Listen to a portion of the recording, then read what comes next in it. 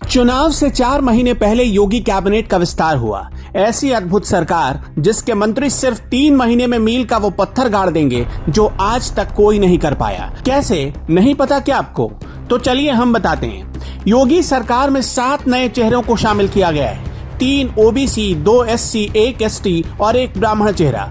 योगी सरकार को लगता है कि पब्लिक तो पागल है जो कुछ समझ ही नहीं पाती। गणने से लेकर गणित तक सब कुछ साधने की कोशिश में योगी आदित्यनाथ अपना दाव खेलते रहे, लेकिन उनका हर दाव केंद्र नेतृत्व यानी मोदी और अमित शाह को चुनौती देता रहा।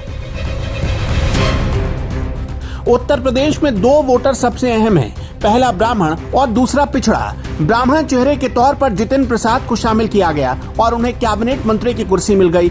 जितिन प्रसाद के पहले लाइन में खड़े थे ए.के. शर्मा। कुछ महीने पहले तक A K. Sharma ji deputy CM की रेस में थे और अब तो कैबिनेट तो दूर, राज्य मंत्री भी नहीं मिला। जानकार बताते हैं कि ए.के. शर्मा को मोदी और अमित शाह ने यूपी भेजा था ताकि सरकार के कामकाज पर नजर रख सके, लेकिन योगी जी ने उत्तर प्रदेश आते ही उन्हें बेरोजगार बना दिया। कुछ मीडिया रिपोर्ट्स में चर्चा ये थी कि ए.के. शर्मा को कैबिनेट में शामिल करने पर मोदी और अमित शाह ने ऑर्डर दिया है, लेकिन आलाकमान के प्यादे को साइड लगाकर योगी ने साफ साफ मैसेज दे दिया कि योगी के किले में पारा ट्रूपर्स की एंट्री नॉट अलाउड है।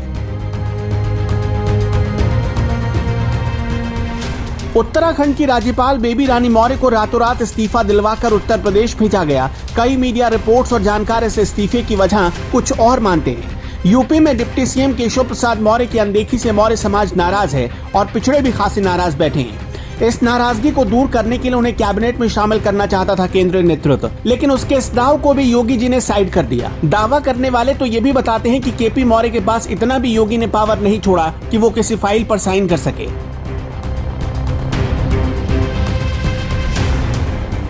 संजय निषाद के साथ गठबंधन तो हो गया, पर अगर बीजेपी निषाद समुदाय का इतना ही सम्मान करती तो उन्हें कैबिनेट में जगह देती।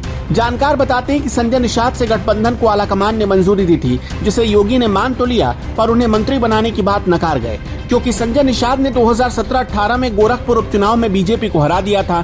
यानी योगी अपने ही गढ़ में संजय निषाद के हाथों हार गए थे। हालांकि उस वक्त योगी चुनाव नहीं लड़ रहे थे, लेकिन फ्रंट पर आकर प्रचार का पूरा कमान संभाल रखा था, जिसका बदला योगी ने अब पूरा कर लिया है। योगी ने एक तीर से 2 निशाने लगाए। पहला बदला भी पूरा हुआ और दूसरा खुद को मिल रही चुनौती को भी रास्ते से हटा दिया, क्योंकि अगर बीजेपी चुनाव हार जाती है तो योगी को वापस गोरखपुर सीट पर ही जाना पड़ेगा। संजय निषाद एमएलसी बन गए, यानी बीजेपी की ग्रिप में आ गए।